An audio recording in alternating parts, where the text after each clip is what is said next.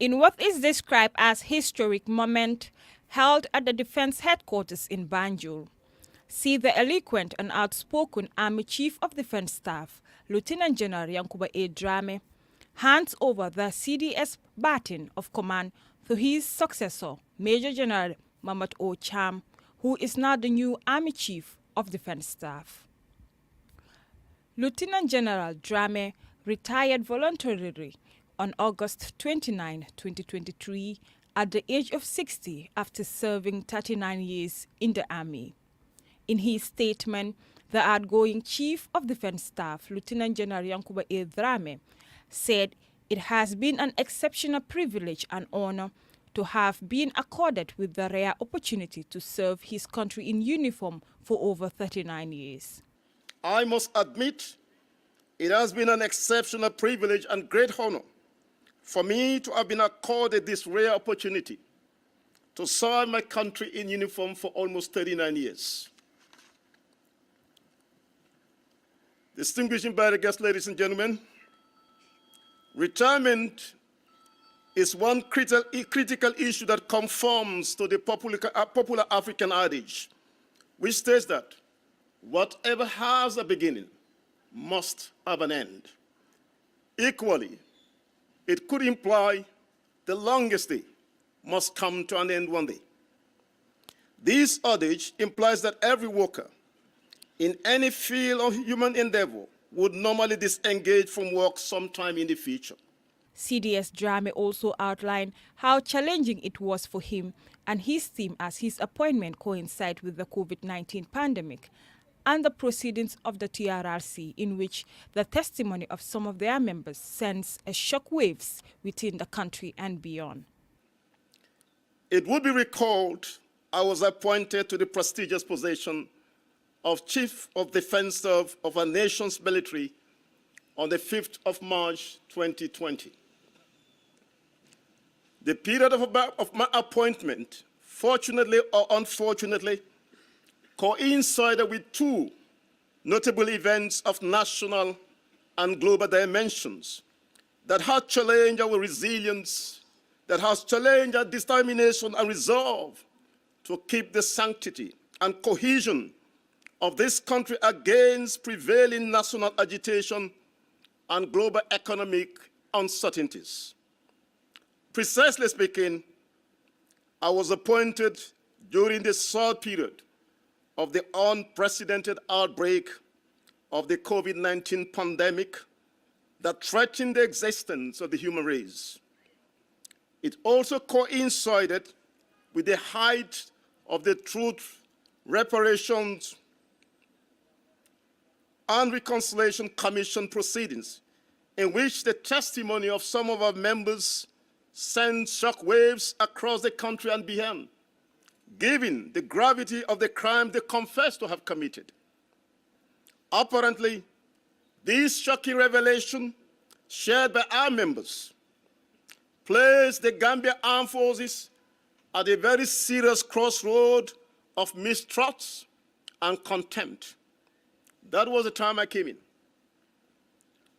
Given the compelling situation, at the time of assuming office, I preoccupied myself with identifying what I call structured communication strategies, exclusively designed to redeem the image of the armed forces.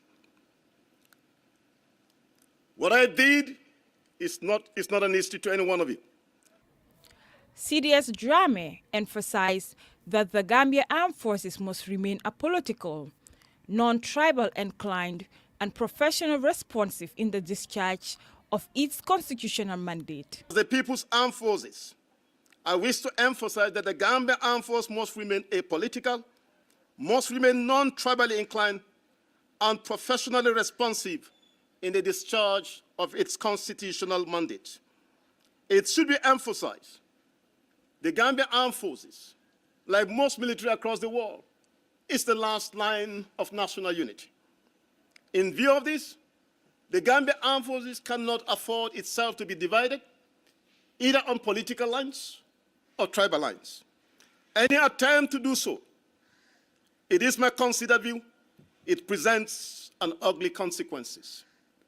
Therefore, commanders at all levels are enjoined to continue to remind officers, soldiers, and ratings under their respective command to remain non-partisan and be guided by the stipulated code of conduct and the relevant provisions as contained in the constitutions and other relevant books in the discharge of the well-defined constitutional mandate. I am very convinced that you will strictly abide by this genuine command directive. He thanked the President and the Commander-in-Chief of the Gambia Armed Forces for the trust and confidence he bestowed in him during the time of his appointment as the Chief of Defense Staff, and described the incoming CDS as highly professional and capable commander and a leader. For his part, the new Chief of Defense Staff, Major General Mahmoud O. Cham, thanked the outgoing CDS Drammeh for his inspiring leadership style, adding that as he's taking over his predecessor, a well-formulated team. You have indeed inspired us to dream more, learn more, do more, and become more through your visionary leadership. Thank you.